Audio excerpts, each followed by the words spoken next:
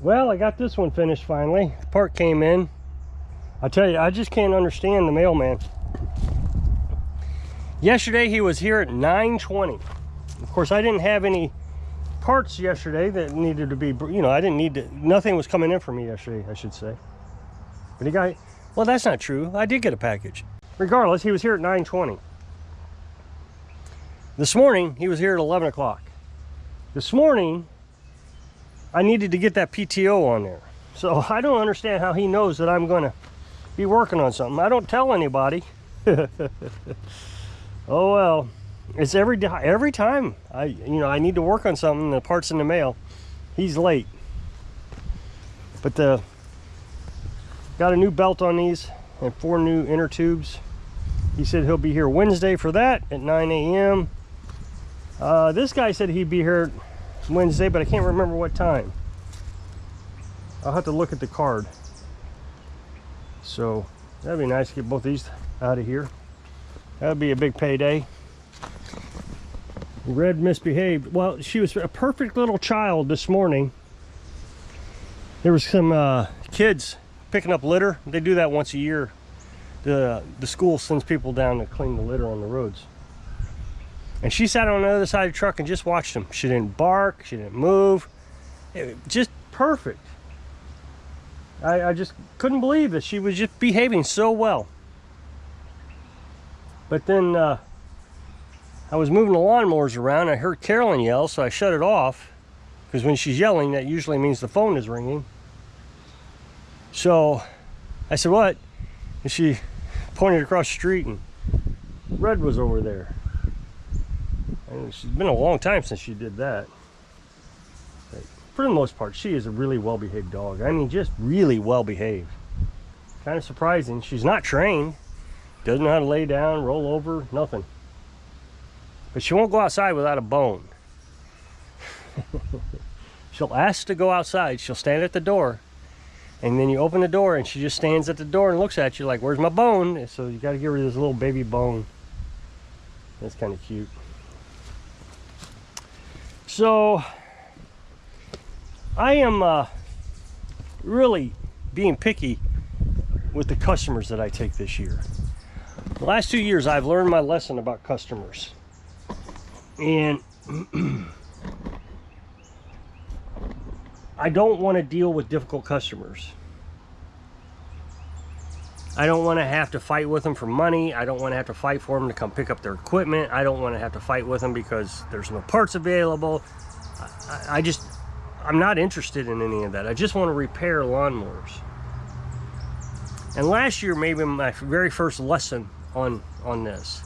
You may remember there was a guy that brought in 2 push mowers. Let me back up a little bit. It's important that he brought 2 push mowers. But prior to that, a lady from a completely different town called and said, "Can I work on a lawnmower?" Or well, she had several things. And I said, "Sure." So she asked this guy to bring these mowers to me. So him and his wife brought these mowers. So I assume they're friends or, whatever. Well, that was lesson number 1. I should never, ever let somebody else pick up and deliver. But I didn't know that at the time. So later, after I repaired that, he picked them up. Everything's fine. But later, he brings these 2 push mowers over. And one of them, the deck is completely rusted out. I mean, the engine is barely hanging on. So I look at it, and it's really old. It's a flathead, and I said, I can't work on that. It's too old. There's no way I can get parts for that. So he says, "Well, let's look at this other one." So we pull it out. I can work on that one. I mean, it was newer, and whatever the problem was, it was going to be something I could work on and get parts for. I said, "Sure, yeah, I can work on that one." And he said, "Well, let's go ahead and work on that one too." And I said, "No, I can't work on that one." And then we start talking about the new one again, and he says, "Well, go ahead and work on that one too, the old one." And I said, "No." And I said, "This is the 3rd time I've said no." So I pick it up and I put it back in his truck, and I pick up the new one and I put it back in his truck. And he says, what are you doing? I said, well, you know, I've said no 3 times and you don't seem to be getting the hint, so I'm just going to stop and decline the work. Well, what am I going to effing mow with? And I said, sorry, sir. And I shook his hand and I walked away. So this year, guy comes onto the property, you know, he pulls down in a car that is never going to make it out of the drive. And he gets out of the car. Well, first of all, I was on the porch and I said, I'll be right there. And his girlfriend or wife or whatever in the passenger seat said, okay. So I grabbed a ticket and an ink pen and I ran out there, and he says, yeah, I got this Husqvarna zero turn. And I said, he said, no, let me rephrase. He says, I got this old Husqvarna zero turn. And I said, well, how old is it? And he said, how the F am I supposed to know? And I turned around and I said, sorry, sir, I can't help you. And I turned around and I walked off. He says, what, you don't work on zero turns? And I said, no, I don't work. I don't get cussed at, is what I said. I don't get cussed at. And he said, well, I wasn't cussing at you. And I just kept walking. Well, they got in their car, tried to get out of the drive. They bottomed out trying to get out and left. And I thought, you know, I don't understand the cussing. I don't get it. Why are you cussing at me? I don't know you. I didn't say anything inappropriate. I didn't say anything mean or complicated. How old is it? Because I don't work on anything older than the year 2000. I think that's a very reasonable time frame, because parts just become too difficult to get when it's older than that. And they don't seem to get it. But the only place you can really get these parts is off eBay, off some guy who's, you know, tore a mower apart. Yeah, I got this new, I got this used ignition coil. Well, how many hours are on it? I don't know. So, you know, you just can't do that. As a matter of fact, last year I worked on a lawnmower, a John Deere. It was 1992 John Deere. New voltage regulator. And there was no OEM, which means original manufacturer, parts available. So you had to get aftermarket. So I went on Amazon and I got an aftermarket with good reviews. I put the voltage regulator on it and it worked great. Well, he called the other day and said it wasn't working. Well, okay, that just tells you, you know, some of these aftermarket parts you just can't rely on. So, especially on these old engines, if there's no OEM parts, I'm going to say the aftermarket probably isn't worth it. Because there's no OEM, so why build a lot of quality into the aftermarket when you just have to go buy a new one each year? That's what they're thinking. They can make money every year off you on that voltage regulator. And they heat up, and they put it underneath the dash where there's no ventilation. And the other thing is you know, these older mowers, they run the RPMs down thinking that helps. Maybe it does on the older mowers. On the newer mowers, you need the RPMs. It says it in the instructions. You have to run those RPMs up so it can get the torque and the horsepower. So I don't want to work on older mowers, is my point. So anyway, like I said, this guy drives off. Well, today I get a call. Well, I was testing the mower, so I didn't hear the call. It was that John Deere. I was out, you know, I was checking to make sure that the blades would engage with that new PTO. So I get a call, I miss it, and he texts me, hey, do you work on Cub Cadet LTX 1050s? Well, I thought, well, I'll just call him back. So I call him back, and I explain, yeah. And so he's explaining to me exactly what's wrong with it. Well, it's blowing black smoke, and it's either going to need a new valve seat or a cable, choke cable tightened. Well, it also could need a new air filter. But, you know, who am I? I'm just a mechanic.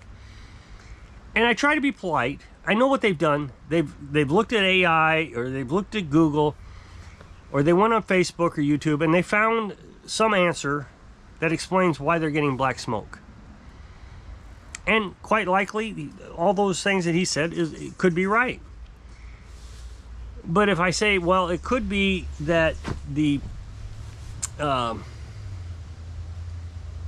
fuel pump is bad. Maybe it's pumping too much. I mean, you know, depending on what kind of fuel pump it had. It's not likely. But what if there was something else? Then he's going to say, well, you're just trying to scam me now. So the other thing that happened is, you know, you get into those things and you see a ton of other stuff. Oh, you're just trying to upsell me. So anyway, he says, will you pick it up? And I said, yes. Here's the options available to you. I can pick it up for $40, but the 50-inch doesn't fit very well. If you trust me, I promise I'll get it back to the shop okay. It'll be fine. But if not, it's going to be $100 because I got to take the deck off at your place. And he says, as long as you don't F it up. So I even asked AI about this. Is that some sort of threat? And it is an indirect threat, or what did it say? A passive threat. Meaning, if you mess it up, you're in trouble and you're going to pay for it. Well, here I am. I'm 54 years old. I know I look 64. I admit it. I'm fine with that. So I'm 54. I look 64. And you got this guy treating me like I'm 20 or 10. Don't F it up. Well, you know what? I just said, I'm sorry, sir. I can't help you. I'm not into getting cussed out on the first conversation. You have a nice day. Thanks for calling. And I hung up. I don't know. I mean, as soon as I hung up, Carolyn was shaking her head. And I said, I know you don't like it when I hang up on people. She said, no, I knew that guy was going to be a problem as soon as he started talking. And I did too, because, you know, he was trying to tell me what I was going to be fixing on this mower. Well, I'll fix what I think needs to be fixed so it doesn't blow black smoke. I don't understand it. I mean, I try to understand it, but is he cussing at everybody? You know, the lady who's bringing him coffee, don't you effing spill that on me. Well, obviously she knows that, otherwise she might get fired, and then, you know, that's a whole problem because, you know, she's trying to feed her kids with, you know, minimum wage. Is he a bully to everyone? And does he ever get shut down by people like me? I would think that he doesn't. I bet there's a lot of people who just take the grief. Look, I would like to be busier. I would like to be working on an LTX Cub Cadet 1050. I really would. I'd be over there getting it right now. But at the risk of, here's the thing. If he's willing to cuss in the first conversation and make a passive threat, is what AI called it, with an F word, then what will he be like in future conversations? He was brave enough to say it in the first conversation. You only get braver the longer you know somebody. You know, if it was like the effing machine, you just won't start. I don't know what's wrong with it. You know, I can deal with that. I'm not a prude. I mean, I understand. It's an effing hot day. Yep, you're right, it is. But to say, I don't effing know, like, you know, I've done some crime by asking him how old his mower is, or it's a manipulation is what it is. They're trying to get the upper hand. They want to be dominant in the conversation. That way, if anything goes wrong, if they can't afford it, or they think they're getting hosed over, or whatever the case is, they want to be able to straighten you out. And, you know, over my life, I've always just accepted that's how it is. People are just going to treat me badly. But since I've hit my 50s, I realize, you know what? I'm 50. I don't need these young punks telling me F this and F you and all. What the heck is that? No, you don't get to do that no more. I'm an all grown-up man now. I can handle myself. I know what it's like if I F up your lawnmower. I don't know. So I guess I'll jump off of here. I just can't believe people. So if you'll click this up next box, take the video over to my other channel. Really appreciate it. Go check it out. I think this week it's only 7 minutes long, so you can even just sleep through it. So I hope I can inspire you. Don't get cussed at. Sing and live your dreams. Thanks for watching.